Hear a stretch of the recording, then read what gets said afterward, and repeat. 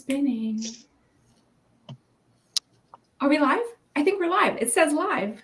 Yes. Looks like it. Hey, everybody. Oh, you know what? Let me share my screen. Hello, LinkedIn. I called it LinkedIn land last time. I'm not sure why, not to be confused with Disneyland. So I'm going to share my screen and I'm going to need your help to make sure that you guys can see it. Looks like it might be good. You guys good? Yep. Yeah, we see it. Looks great. Okay, yay. Okay, well, welcome to you guys. We made it through the first one, the first LinkedIn Live series. Now we are here and we actually have two people willing to do this with us again, round two. And I'm really, really excited. We're going to get to official introductions here soon. But I want to just introduce the audience to Untitled, what I really do, and really why we put this together. I'm going to get into in just a second, but there are so many titles in multifamily.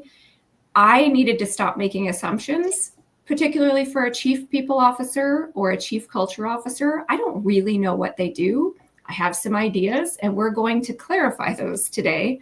Ashley, can we get some folks in the chat to kind of let us know where they're listening in from? Yeah. Welcome, where are you guys everybody. listening from? Let us know so I can let everybody else know. So for nothing.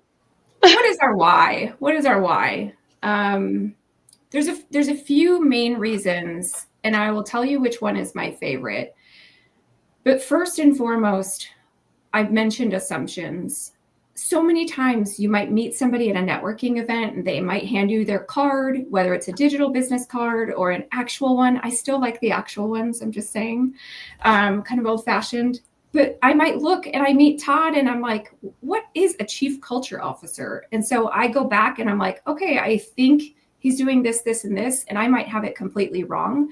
So I want to debunk those assumptions and make sure we all really kind of know more and we're better educated. In the spirit of MSB Resources and being a resource, we want to be a resource to the industry and also make sure that we are just being well-versed and know, like it could be a good way to connect. So if I really know what Alan does, maybe I think it's a good connection for Alan and Todd, which by the way, they have connected. It's been so great. We are a recruiting firm, and so this will help like a recruiting team like Ashley to really make better placements that are more impactful, because she'll know more of like the deep behind the scenes look of what's not on the resume, right? And then this one's my favorite. I feel like we all in the industry, well, really in any industry, it's really kind of our job to inspire the next generation. Wouldn't you agree? Like I really feel like that's just kind of it's a weight that we carry, but I think it's something that's so important. So this is why, and our favorite tagline is titles don't define us, impact does. So we're going to pepper some of the impact throughout this conversation today. And so Ashley, I'm going to actually start with you. I mentioned you're in recruiting, but why don't you take 30 seconds or so and tell everybody what you do? Sure. So I am a director of recruiting at MSB Resources, and I am a matchmaker of sorts, helping candidates find the next best thing in their career, whether it's more money or a better culture. Same with clients, help them find the best fit for their organization. And I love what I do. I love that you love what you do, because it's on the back of our shirts. It is. I love my job. Do you? So when you see us at networking events, MSB literally has on the back, I love my job. So in that vein, we're going to have a little fun with my title, but I just am coming up on my 1 year with MSB as I focus on all things strategic partnerships. And I'm really excited to focus the most on our workplace solutions division, which I'll get into in a minute. But you might want to know, who are these fine gentlemen that have agreed to graciously be our guests? They're going to do a much more formal and in-depth introduction in a second. But Alan, do you want to say a quick hello? Hey, good afternoon, LinkedIn land. And Todd? Yes, greetings and salutations. So Ashley, we're going to have some fun. The reason why I specifically didn't say Todd's last name, Alan's is easy to pronounce, but Todd has agreed that we're going to have some fun with the audience. And we would love it if the audience could phonetically type out in the chat how they think Todd's last name is pronounced. I will tell you, when I first met him, I completely botched it. So all right, let's see. And we'll totally unveil okay. it later. It's totally okay. I can't wait to see what people are saying. So really quick, MSB Resources is putting on this series, and we are going to be doing this monthly. At the very end of this call, I will show you the next two that we already have lined up for October and November. I'm very excited about that. But we are, as we alluded to, a recruiting firm. We just celebrated 20 years in business in April. And everything multifamily related is what we specialize in, not the high turnover positions, but more of those higher level, maybe those unique corporate roles, anything from regional manager, VP, property manager, things like that. And we have a vast referral network, which is how most of our business has come into play. If you think about it, if I placed Todd at his position and he felt happy about the experience, then he may say, you know what, I want to use MSB to find more people for my company. And then a big focus for us is on retention. So what is a way that you can, once you find a good employee like Alan, how do you keep them there? And there's things that we help specialize in terms of retention and employee engagement, which are those 360 assessments, executive coaching, organizational surveys. We just did a really cool stress buster virtual workshop last week for a client out east. It was great. I felt like I breathed better. So that is us in a nutshell. Now, Alan, we're going to kick it off with you. And what I would love you to do, you can talk to some of the fun facts that are featured here, but I would love you to talk about, obviously, your current role, a little bit about Advenir, and maybe how your journey was in multifamily, how you first kind of got into the industry, and then we'll toss it to Todd. All right, that sounds great. Well, again, thanks for having us today. This is such an outstanding opportunity to connect and network, and I look forward to making many new friends like I did with Todd. So I'm Alan Walsh. I am based currently as a Chief People and Culture Officer at Advenir Azora, living in Aventura, Florida, which is kind of a suburb of the Miami area. I've been in multifamily for over 22 years, and I used to work in a chicken plant in Washington State. And I traveled across the country in January in 2003, and I went from a chicken plant to multifamily real estate investment trust. Talk about a learning curve. It was so different from my first experience in real estate when I was a resident assistant at Utah State University. It's how I met my wife. But my journey in multifamily, I've had a wonderful opportunity to work for REITs like 𝗨𝗏𝘁𝗶𝘁, based in the eastern United States. I grew up in Richmond, Virginia, did school in Utah, got to Washington. I'm like, I love the East Coast. I got to get back. And so I've just had terrific opportunities to work in multifamily, CF Real Estate Services before they merged with RPM, Wasco, and then now at Advenir Azora. So life is a journey, and I've traveled the U.S. back and forth many different times. But here I am in Florida. So you essentially got your start. But wait, first I wanted to do my dad joke on the chicken plant. I wanted to say, get the cluck out of here. Yeah. Yeah. And I did get the cluck out of there. And I still eat chicken today. So I have a lot of respect for people that prepare foods for us to consume in the U.S. It was a tough environment. 800 employees. Wow. Unionized. So it was a pretty intense experience. And so essentially your first multifamily gig was student housing. Well, it was back in college, yes, but really it was the director of human resources for a real estate investment trust based out of Richmond, Virginia. So, yeah, I went from the to the game. And 22 years and counting in the business, and you're still here. You live to tell about it. Tell.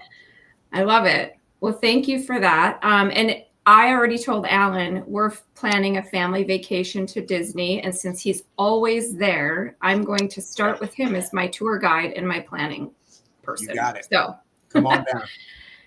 Todd, wait, before you say your last name, what is the chat looking like on these guesses? Do we have some good ones? I will read them out. So we have Wuestenberg, we have Wuestenberg, we have Wuestenberg, and that's it. Okay, Todd, you're going to let us solve the mystery. Take it away, my friend. Okay, well, I appreciate the kind of the V pronunciation, because back in the homeland, Germany, where I'm from, I'm pretty sure that it would be, the Wiesenberg, but actually the T is silent, so it's pronounced Wiesenberg. Wuestenberg. Very good, Ashley. Wiesenberg. So the worst that ever got butchered when I was in athletics, they were announcing names of place finishers. Somebody got to my name. They said Todd, and then there was this long pause, and they just said somebody. They didn't even give it a try. Just somebody. Not even a fair shot. Yeah. All right. Well, I am Todd Wuestenberg. I am the Chief Culture Officer at Haverkamp Properties and Haverkamp Group. We are in Iowa, Ames, Iowa, to be specific, is where our corporate office is.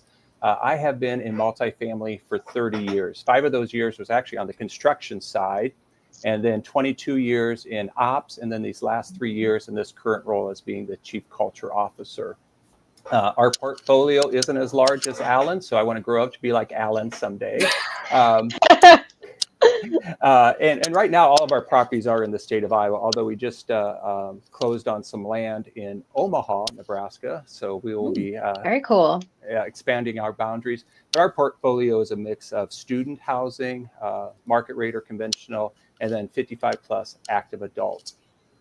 And as I mentioned, I'm in Ames, Iowa. I'm an alumni of Iowa State University. That's where I met my wife. We've been married for 34 years. We got 4 kids. Actually, we have 8.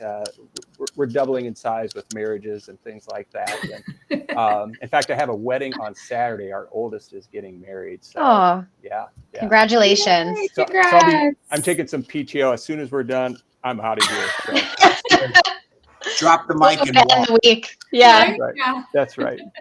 But yeah, I was in a conversation this morning. Actually, we were doing some onboarding of some new team members, and we were talking about multifamily. And there's one thing I've heard said many, many times over the last 30 years is once you get into property management, it gets in your blood, and people just fall into it. And we were, unpacking that a little bit. And what I would say what we do, folks, is very essential. Food, clothing, shelter, the 3 necessities that every human being needs. So there's something very gratifying about the work we do because we are providing an essential necessity. Mm-hmm. I love that. And I didn't have a dad joke ready to go for your intro, but I will say when Todd and I first had our call, I think he was really shocked that I have been to his neck of the woods, but I've never been to the state fair. And it's one of the best state fairs ever, from what I saw. I still have to go. Yeah, USA Today had us as number 2, unfortunately behind Minnesota, but hey, we're right up there. And that's okay. We'll still have it. So I just saw the chat. Yeah. We have some cool friends in here. And Dan, oh, hi, Dan. So Dan is not only one of the first guests, but he is joining as a participant. So I love this. He gets to see both sides. Cool. All right. So let's move on. Ashley, let's have some more fun in the chat.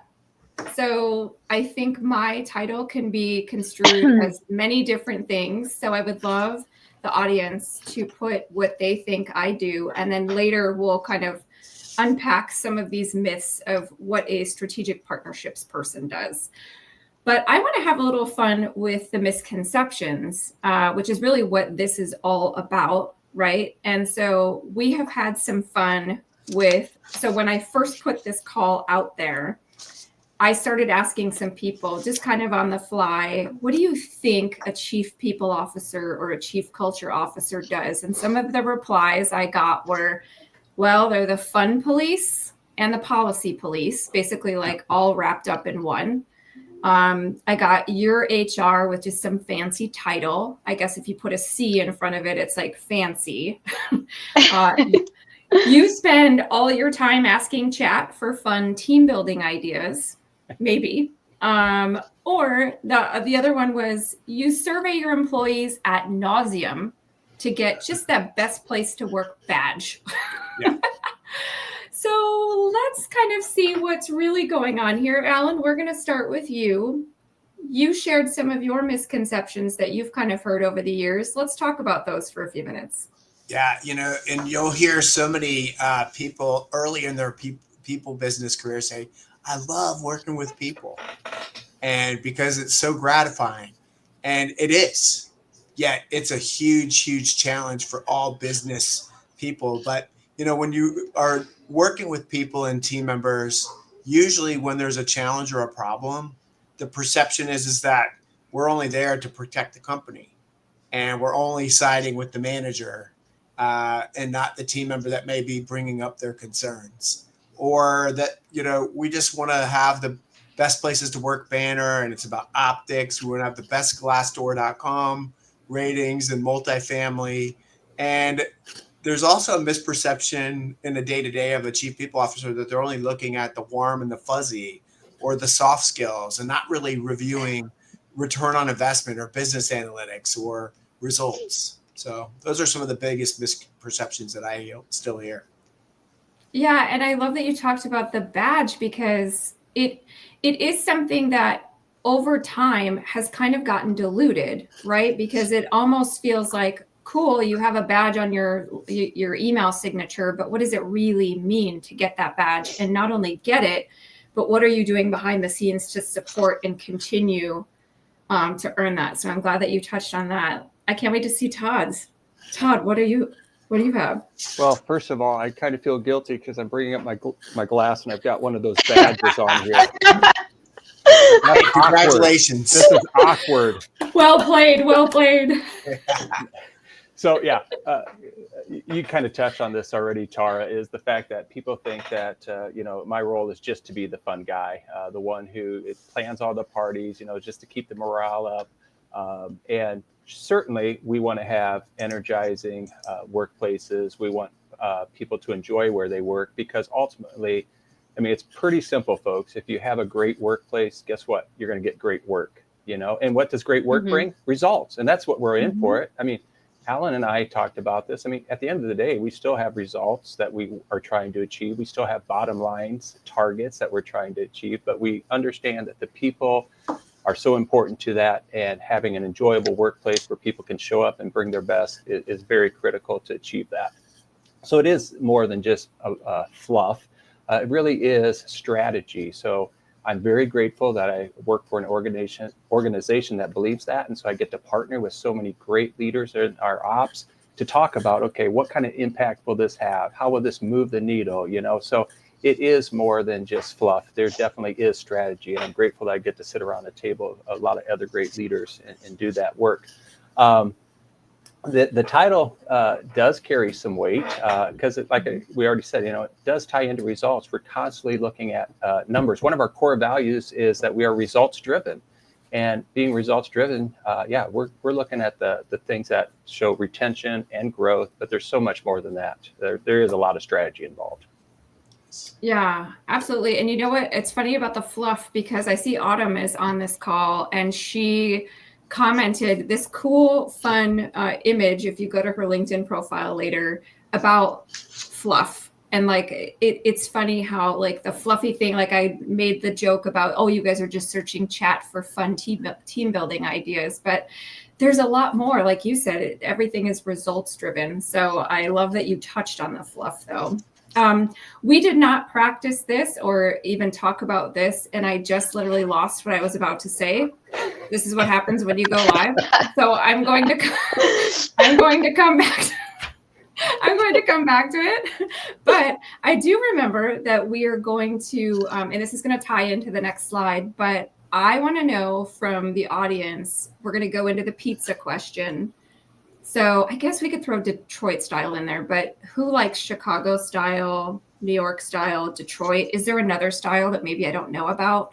And let's kind of break up your days into, nope, that's not the one I'm going to. That's not the one I'm going to next, but guess what? We're going to go to that in a minute, and I'll look at the pizza answers in a second. So let's start with Todd. Stay on this, Todd, and show up your best place. I can't talk, you guys. I need to rewind. What is the hardest part about leading culture that most people wouldn't expect? Let's go there, and then we'll go to pizza.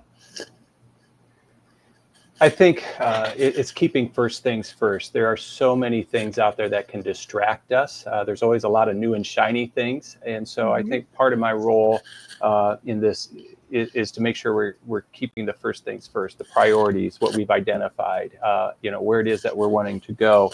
And so, yeah, it is about people, no question. I describe it this way. If I was in an elevator to talking about, and had to give an elevator pitch, it's to protect, feed, and lead our culture. And those things take a lot of work because culture is not neutral. All right. You're either moving forward or it's going to be naturally declining. So to protect, feed, and lead the culture and hiring, inspiring, training, and retaining, there's lots of things that are hard about this. And but it's fun. It's very rewarding because, again, it goes back to working with people. I love the word protect. I wrote protect, feed, lead. I love that. Can you say just a little bit more about the protection piece? Because I think that's important, and I don't think that's heard very often. Yeah, I mean, one of the reasons I was asked to change roles in the organization is because we were growing, okay? We have a goal to grow by 10x. And part of, I'll say, our secret sauce is we believe our culture is part of it. And so as we grow, we want to preserve that. We want to protect that. So we want to be able to scale that. So when we do go to Omaha, how can we take our culture that's here and spread it out? So protecting it is identifying, okay, what is it that makes us who we are? And it's our core values.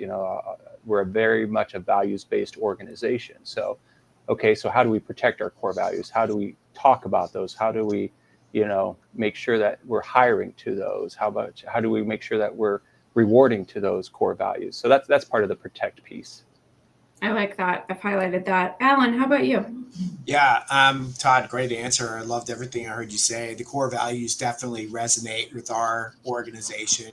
There's several that, are very prioritized, focus, always do the right thing. But, like Todd said, there are a lot of products, systems, and flavors of the month that are out there for culture. And you have to prioritize and align with what your organization's strategy looks like.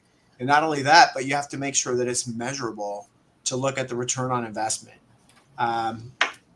For me, you have to be intentional, and that's really hard too. And the consistency aspect about leading culture in our industry, we're scattered all over the country.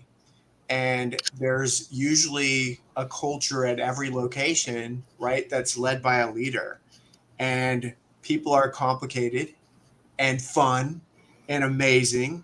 And what resonates for some individuals in a culture may not resonate for others. And so you have to stay on point with your brand, who you want to be, who you want to represent, and making sure that we share the feedback. If we see the culture isn't going down the right path, that we have to reinforce, this is not how we do things in our organization, or you're right, this is exactly what we want you to do. But again, I'll tie this in together. The hardest part is patience for results, because we want to see the tangible culture follow like an occupancy number or a bad debt reduction. And it takes time to really intentionally build and create a culture, and it can just take moments to shatter it. And so you have to maintain the consistency.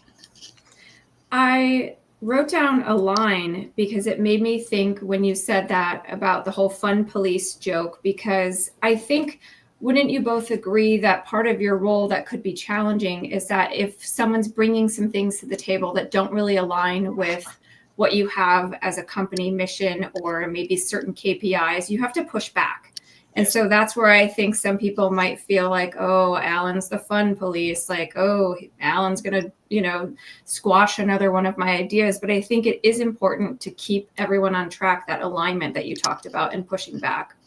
Yeah. All right. So I think this is the pizza time. Ashley, what do we have going on? What does everyone like? So we have Autumn says Chicago, give me all the carbs. And I agree with 𝗨𝗪𝘁𝗨 and Wendy Olson Tucker, New York style all the way. That bleeds into New Jersey and Philly as well. Just like thin, cheesy, amazing, not too much on the carbs. So yeah, those are the responses. And to gross my husband out, the only time I eat black olives is on a pizza. And in the spirit of being a fun guy, Todd, I also put mushrooms on it. What about pineapple? What about pineapple? I'll eat a Hawaiian pizza. I'm not mad at it. I am any kind. I'm team pineapple. I wasn't for a time, but I am definitely team pineapple. I know it's very controversial and divisive. It so is. Good. So Alan, we're going to stay with you on this one, giving a visual of like how your day is spent in your role. So we've talked about a little bit of this, but one of the things that you kind of broke your pie up into is culture, strategy, stewardship, employee engagement, well-being, leadership, talent. Talk about that for a little bit and how your day typically goes with according to these things and maybe some other. Yeah. Well, first of all, I agree with Wendy Olson Tucker. Definitely New York style pizza is amazing. Hello to you, Wendy. Hope all is well for you. First and foremost, there is no typical day in our business, right? And we may have a plan that we're going to work on certain cultural initiatives, and we come in and we get a conversation from a leader. Do you have just a minute? Which is usually a cue for we need to carve out a couple of hours to kind of walk through and support and solve and address a problem. And so the leadership development, I'm going to start there first. Our industry is undergoing a talent revolution right now where younger leaders are evolving and emerging. And it's the season of my career where I've had the opportunity to give back to some of the younger group. I'm the boomer on the team right now, I guess is what they refer to me as. But really working on giving experiential opportunities, talk through how to address and how to handle a situation. And maybe if it went a little sideways, giving coaching and support and guidance on how it can be done. And really a lot of my day isn't a one size fits all. So when I'm cutting a pizza, sometimes it's a little crooked piece and I'm having to shift into the benefits arena and trying to create strategies to reduce our healthcare cost claims for the business and for the team member. And, you put it all in a big blender, and we're recruiting for top talent like everyone else is. But for us, the key role, and for myself, is really to help protect our brand and our culture, making sure that our team members have career growth opportunities and our leaders have the opportunity to exercise those muscles, because a lot of our industry talent from the past are retiring and there's a shortage in our maintenance areas. And so it's push and pull, and really trying to make sure that our team member experience, they feel valued, supported, listened to. And that's really having friends at work. That's what drives some of the key engagement factors. But again, it's all of the above, and then solve a business problem here and there. So that's most of my day really fits under the other category. And then I shift back into the other pieces. Thank heavens there's work weeks so that we can work on all the initiatives and projects that we are involved in. And I love that you said revolution. Ashley, with you being in the recruiting space, what was going through your head when Alan was talking about we're going through a talent revolution? Anything off the top of your head there? I feel that so heavily as someone who's recruiting on the agency side. Just having so many open-minded multifamily clients that are willing to take on new talent from outside industries and actually use us as recruiters to help align with culture and, just finding the right folks for you. And I think that it's such a great partnership that we have. And there's, the space for the internal recruiter as well, and just focused on two different things really, but just bringing everything together. So I really love everything that you guys are saying. Wow. Todd, what's your vote on the pizza before you tell us about your day? It is Chicago. All right. I knew you'd appreciate that. And I know you like the pineapple. And your words are a little bit different, but similar to Alan, but somewhat different. So break down your day and what we see here. Yeah, Alan, I really appreciate what you said about, you go in each day with a plan, but I'm reminded of the quote from Mike Tyson that everyone has a plan until you get punched in the mouth. And, there are days like that. But, I'm going to start with the values in action. As I mentioned, we are a values-based organization, and that's the filter in which we look through things. So how that plays out is like the hiring, inspiring, the training, and the retaining. How can we align those four things with our core values to make sure that, we've got the right people in the right seats? Belonging and inclusion, that part there, it's really about making sure that when people first come and when they are with us, that they feel seen, they feel heard.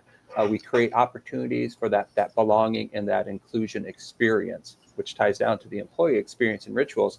It's really about trying to create opportunities where we can have connection. It's been said, everybody should have a best friend, a work best friend, so let's create some opportunities where people can connect and have that best friend at work.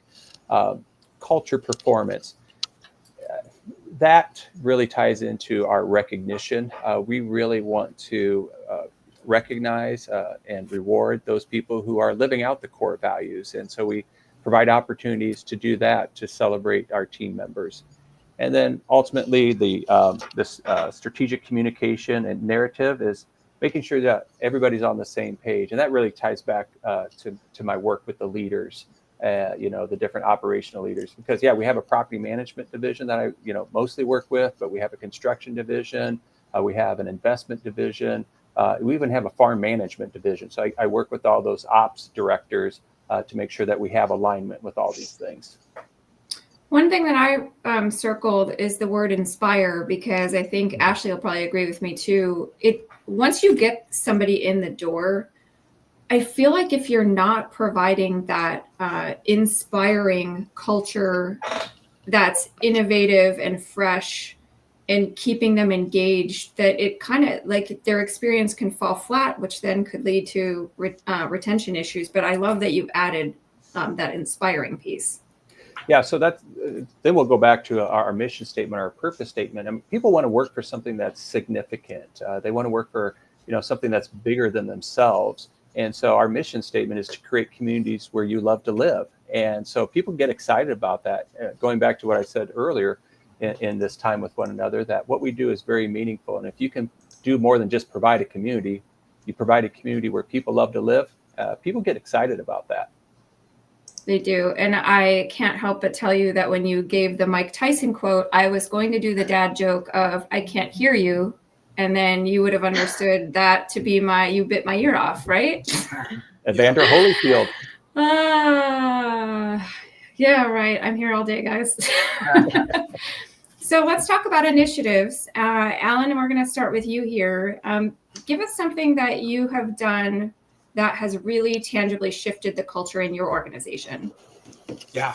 Well, I just can't get that ear thing out of my mind right now. It was such a shocking moment. But one initiative in our past 5 years as an industry, we saw a lot of disruption, and we saw,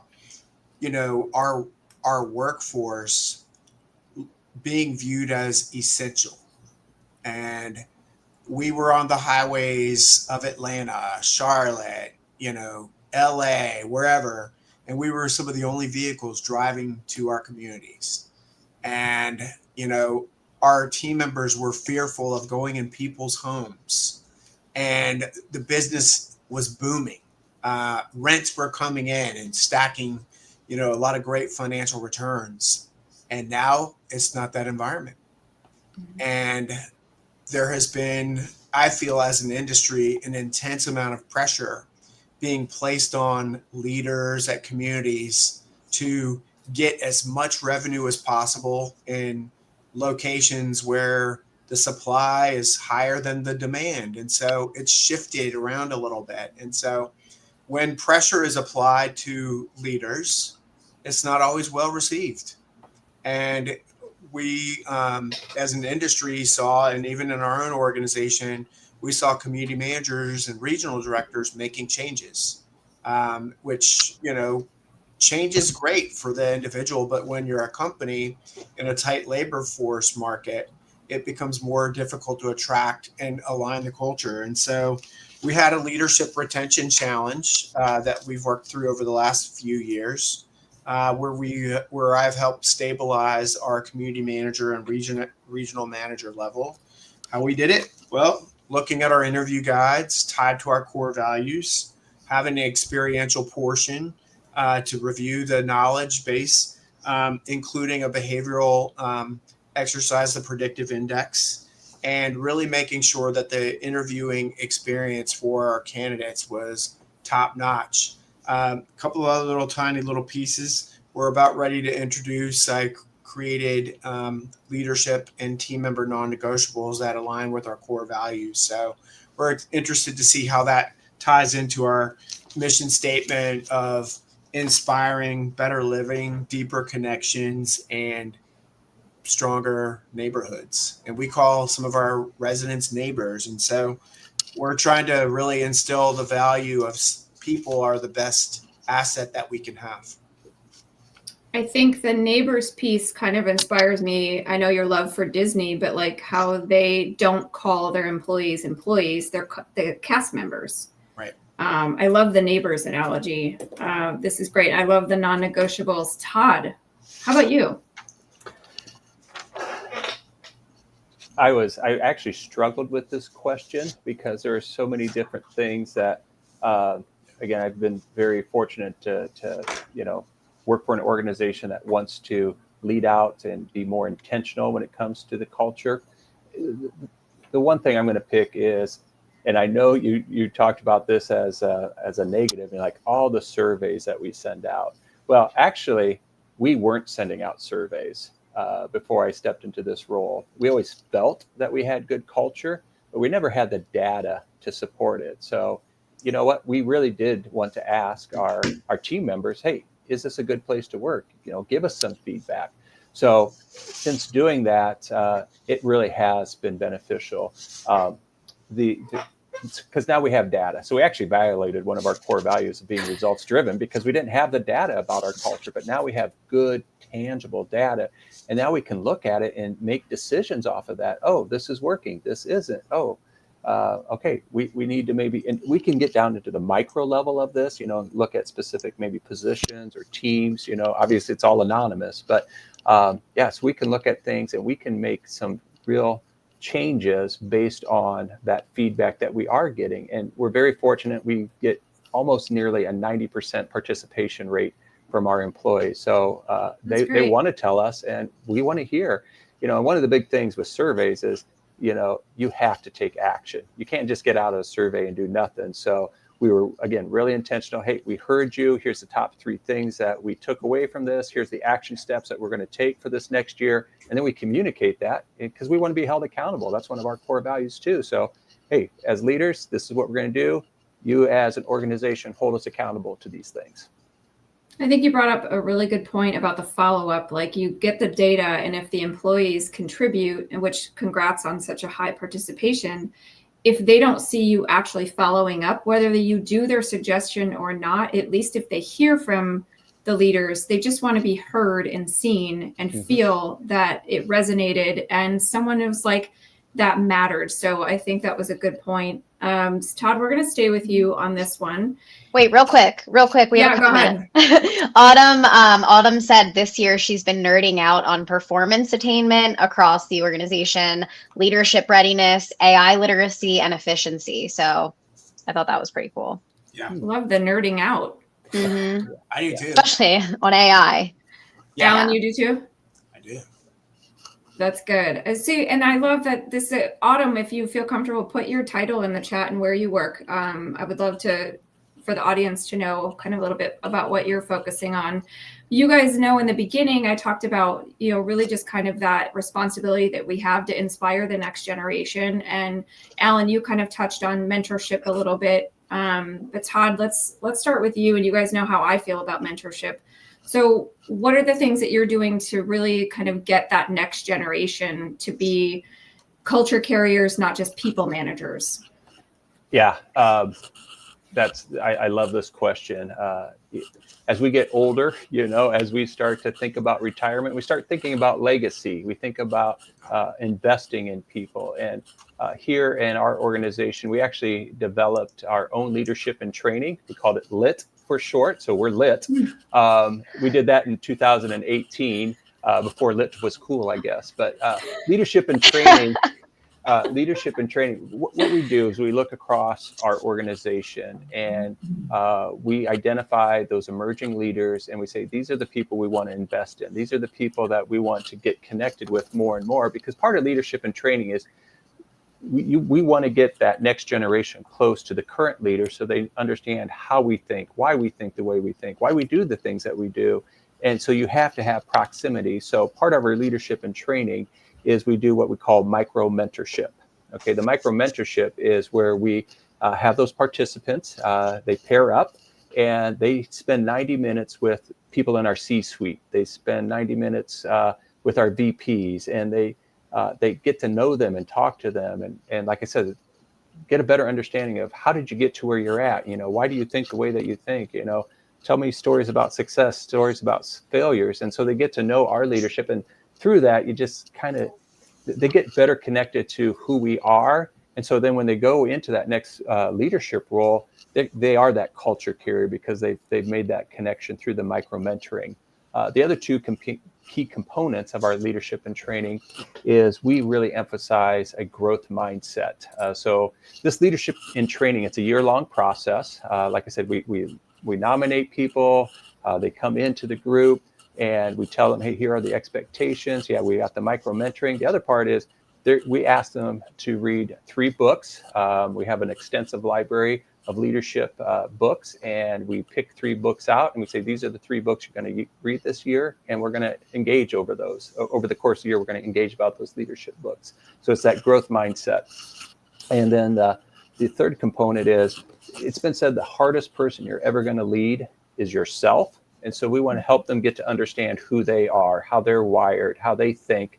So not just for themselves, but so they better understand themselves, and so they know how to better interact with the people that they're eventually going to be supervising and leading, and understanding how a team dynamic works. So those are the 3 components of how we mentor that next generation. I love the micro component, and I love the fact that these folks are getting with the higher level. Oftentimes you might join a company and you never get to meet any of the higher ups. And so I love that you're allowing that to be part of the relationship and part of that program. I think that's really important. Alan, how about you? Yeah, I love the toughest person that you'll ever lead is yourself. That's a key nugget and a key takeaway, self-awareness. Mm-hmm. All great answers, Todd. I have a couple of things to add in here. I really liked your legacy comment, but I think about the workforce that we have today. They're wired a little bit differently, and they bring such great potential and knowledge in technology. What some of the current generation is lacking is just the experience. And in some cases, mom and dad did everything for them, and they were helicoptered. And so trying to give them opportunities to lead and get in there. And I think a lot of that is sharing the why things are done and completed.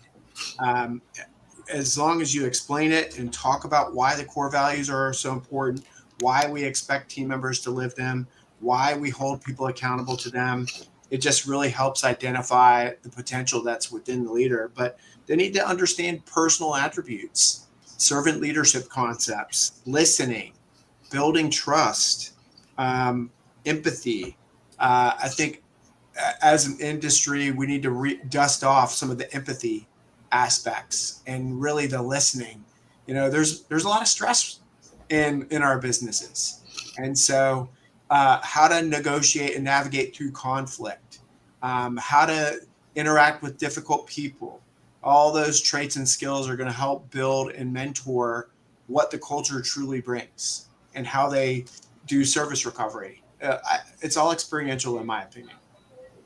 I love the dust off the empathy. I got like a really good visual there, and that's so important no matter what industry you're in. And the why, I mean, I think a lot of us, Todd was talking about books, a lot of us think of Simon Sinek, the start with why.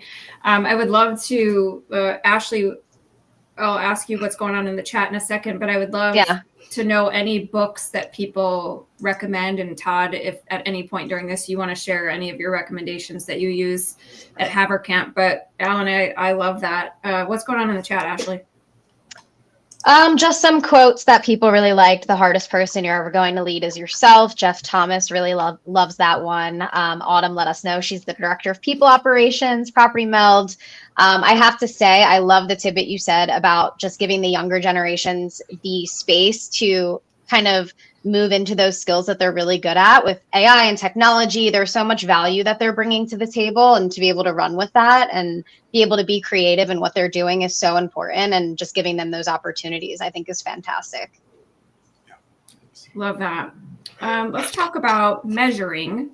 So Alan, we're going to stick with you. When you think about culture as a strategy, not a perk, how do you measure whether or not it's working? Todd hit it earlier.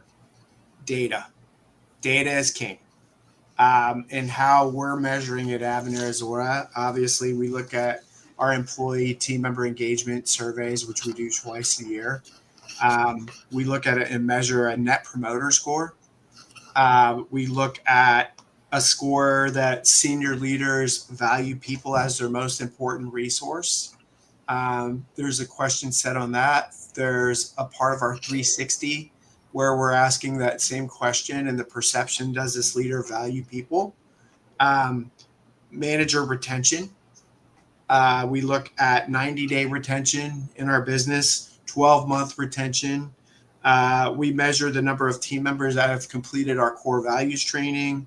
We have an employee value proposition where we promise our team members certain aspects, and on a monthly basis on our global calls, we share results and to maintain the transparency. And I think really retention is the strongest measurement of culture, because people decide with their feet and with their heart whether they're going to stay or whether they're going to leave. Oh, that's a really good saying. I want to add something to what you said before Todd shares his answer, but you mentioned the 90-day check-in, the 12-month. I was at a talent conference recently in Atlanta, and we went into little subgroups and we tried to come up with different ways to increase retention. And one of the things I threw out there that I think is like, how can we be more unexpected, right? So a lot of people go into a career or a job and they're like, oh, I probably will get a 30, 60, 90-day check-in 1 year.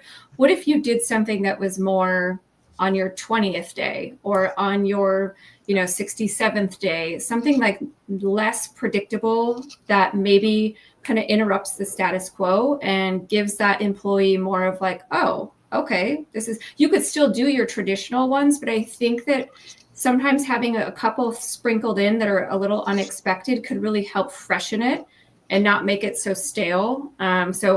People really liked that. I don't know. Does that land with you guys?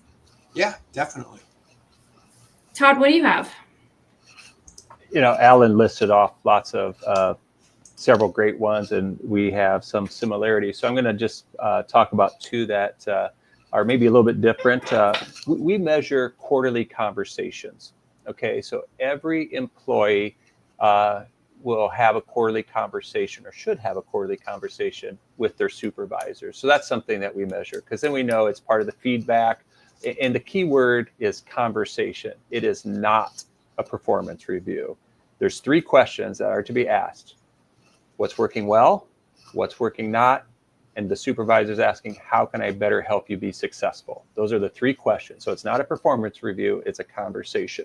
So we want to make sure, and that's something that we measure to make sure that by and large, majority of our team members are having those conversations.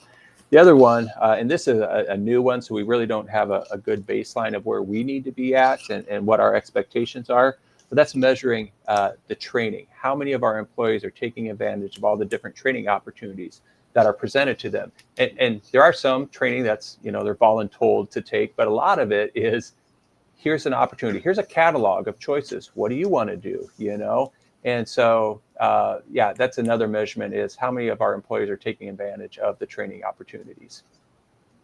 Love that. I know that some people are probably on this call thinking like, okay, then the chief people officer and culture officer is somewhat newer in terms of title. And they might be thinking like, how would I even get into that path? So Todd, what would you say as some quick advice that someone should know before they jump in to pursue that? Absolutely. Alan used this word earlier in an answer, and that was patience. If I could encourage people, what they should know before jumping is to be patient with themselves. And this is a little bit of my coach speak. Be patient with the process, okay? There is no substitute for getting some understanding of how the business operates, okay? What has helped me get into where I'm at is the years that I spent in operations, better understanding how the business works, from leasing an apartment to, hey, how do we do on call, to, the turnover process. Understanding those operations helps me to be able to connect and understand the business so that I can do my role better. So I would just tell people that, to be patient. Don't underestimate, the value that they can get from working in the operations, because that will help them better understand how to work culture. And I think from a respect standpoint, when employees know that you've kind of walked in their shoes, I think things land and resonate better. So I love that you said that. Alan, how about you?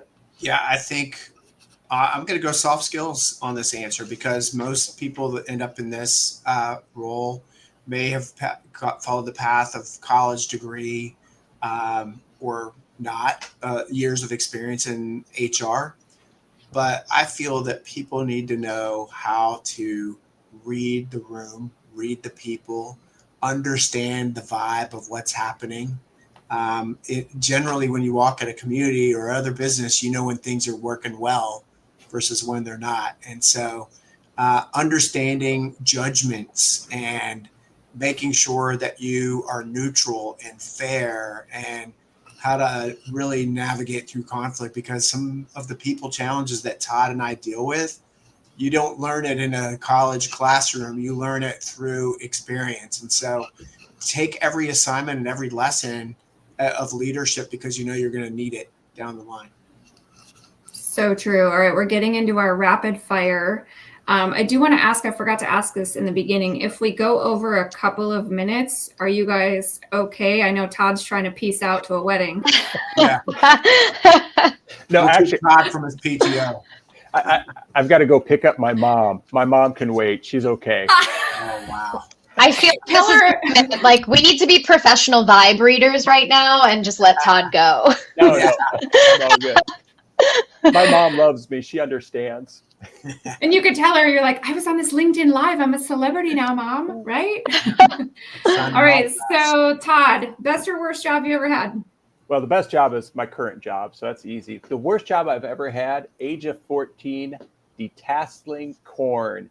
I don't know how many of you may know what detasseling corn is, but it's a big thing in Iowa. Just imagine the hottest, sweatiest, most mundane job that you've ever had, and then double it. That's detasseling corn. Oh my God, Alan, are we gonna go for chicken? I love the chicken thing. Are you gonna throw us a curveball? I wasn't planning on talking about the chicken, but I did every job in the plant so that I could understand. Live hang was a tough place. But my best job that I ever had, current job I'm in now, CF Real Estate Services, was a standout for me. And then my first job in high school, I worked at supermarkets in Richmond, Virginia, where I learned customer service, and it was a great job. Growth from within, just great times. I love that. Todd, fill in the blank here. If I could wave a magic wand and instantly fix one workplace challenge, it would be blank. hiring the right person every time. Ooh. Alan, how about you? I would say mind reading and communication, because it would have helped me at home and at work with my amazing wife, Jennifer. Hi, Jennifer, if she's listening. Okay. Delete that one. Beep. Popcorning back to you, Todd. The most underrated skill a leader needs today is? Humility. Humility. The best definition of humility is not thinking less of yourself, but thinking of yourself less. I love that. Alan, how about you? I mean, Todd took the number one answer, but I'm gonna expand on it, and I'm gonna call it self-awareness, empathy, execution, ownership, knowing your purpose and your presence, and being fully there. Well said. So good. Well said. We kind of touched on the book thing. I don't know if anything came through the chat, but so a book, podcast, or resource that you recommend to every leader, Todd? Okay. I might have recent bias here. I've read lots of good books, but the current book that I am reading right now from my good friend Drew, who just texted me, who said he's listening. Drew, the book you gave me, Unreasonable Hospitality, it is awesome. I just finished that. It's so good. Isn't it great? It's so good. And I am going to share one quick thing before Alan answers. I love this author so much, Will Guidara. So we did this as a book club for the mentor group that I'm in. And he sent me a personalized video thanking me I have this video. Now he pronounces my name wrong. That's okay. I still love him. But he did the video from Chicago's O'Hare Airport, which was even better. I was like, oh my God. So Todd, I love that book. It's so good. Alan, how about you? Yeah. Let Them Theory, Mel Robbins was a good one. And anything by Patrick Lencioni is in my opinion. Amen to that, Alan. And the whole let them thing has helped me in my travels, by the way, Alan, because when you get that moron or morons, yes, and you kind of just do the whole let them, or like those people that jump out of their seat on the plane and run. And like, I mean, I'm just like, let them, let them, right? Okay. I want to know your takeaways from one another. So, Todd, what was your biggest aha moment from Alan today? I'm going to go back through my notes here because there were several of them. First of all, when I first talked to Alan, I mean, we connected immediately. I mean, we're like kindred spirits. And Tara, thank you so much for connecting us. Without you, I would have never met Alan. So I appreciate that. I think that, like I said, I'm going through my notes here. It's not necessarily an aha moment, as more of just a moment of affirmation of what he's doing and what we're doing for all of us who really are culture champions. And that's really being the intentional thing. I wrote that down several times. Alan talked about being intentional, being purposeful, having a plan. And that would be my, I'll call it aha moment. That's great. Alan, how about you for Todd? Yeah, two. Number one, he's going to keep his mom waiting for him. I was like, uh-oh, you're in trouble, Todd. And then secondly, I really, really loved his comment, leading yourself. And I like how at his organization, they're measuring the number of conversations with the 3 questions. It's like a stay interview each quarter. So it's a really good nugget takeaway for all of us, in my opinion. That's brilliant. So I like to read this. Thank you. Todd, please thank your mom too. But so really kind of the impact that we talked about in the beginning. Next time you read a job title, don't stop at the words. Dig a little, ask a question, be curious, basically. Discover the real impact that someone is making behind the scenes, because titles don't define us, impact does. So I love that. And I guess the pictures aren't coming through, but our next, I alluded in the beginning that we have a couple more series locked in. So we're going to go into VP of Learning a little bit of engagement, a little bit of development. So our guests, Michelle and Janice, will be the next LinkedIn Live at the end of October. And then business development, my friends Amber Walsh, Ian Bingham, they are going to be my guests. Really, how do you beat the Friday before Thanksgiving week? Like, oh my gosh, everybody support them. Yeah. We're going to go into just a couple of quick questions. I know we're basically right at time. We would love to connect with everybody on LinkedIn. Before we go into questions, Ashley, anything in the chat we should know about?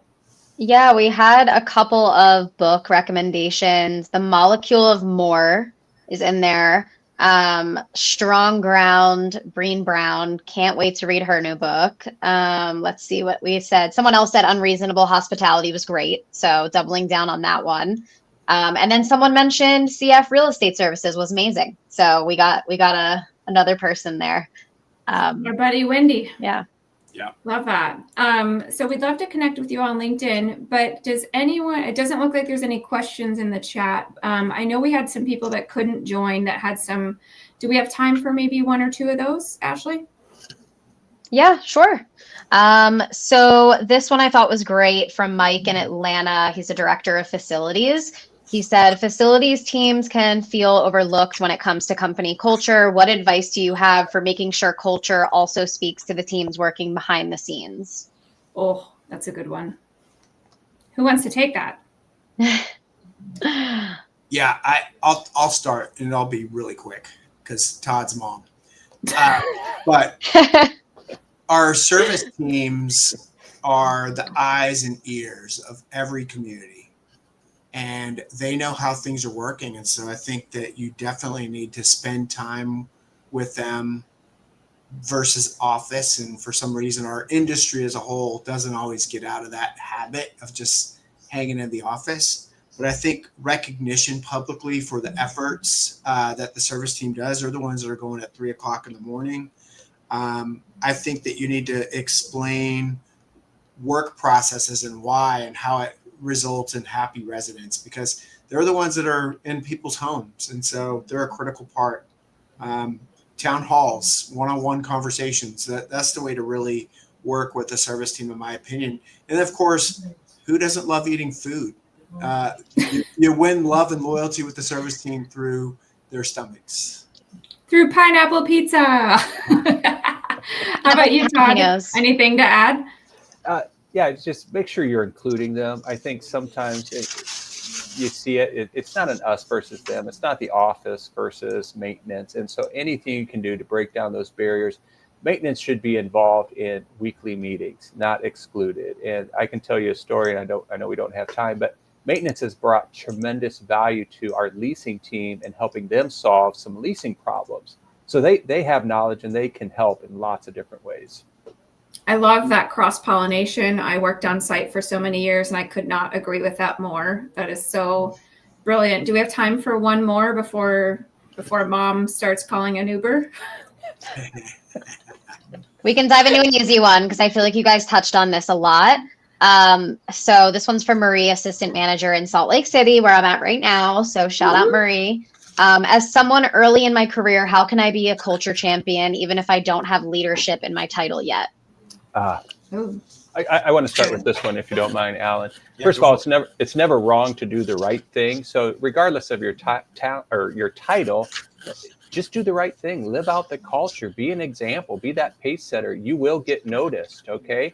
The title will probably eventually change or get there if you do those things. But man, you can still be an influencer on culture even without a title. Heck yeah. Do as I say, not as I do. No, I'm just kidding. Just kidding. Alan, how about you? Well, shout out to Salt Lake City for sure. Go Utah State Aggies. I'm just saying. I think for that individual early in their career, live the core values consistently. Ask for developmental assignments to learn and grow. Share feedback with leaders openly with transparency. Don't be afraid to hold things back. And then I would say, bring your best version of yourself. Bring your energy. Bring your enthusiasm. Be a connector and, help other communities. That's really where culture is. That's brilliant. I can't thank you all enough for being part of this. Thanks to the audience for supporting. And you got Todd, you had Drew, calling in to support you like that. I don't know who Drew is, but thanks, Drew.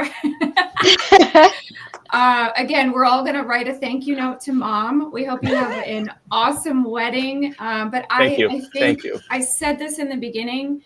Honestly, the fact that you two have met and connected in the industry through this platform, it warms our heart, and we're so glad that you've got some alignment and now a friendship. So thanks for sticking with us a few extra minutes. Ashley, anything you want to add before we close out? Yeah, you know what? It's been a pleasure talking to you both. You're amazing thought leaders, and it was so interesting to hear how you got to where you are. It's inspiring for someone like me who's sort of like mid-level junior in my career. So thank you guys for doing this. Oh, you're welcome. Thank you, guys. Appreciate it. Appreciate it. We want to see pictures, Todd. Okay, Wedding I'll pictures. do that. I can do that.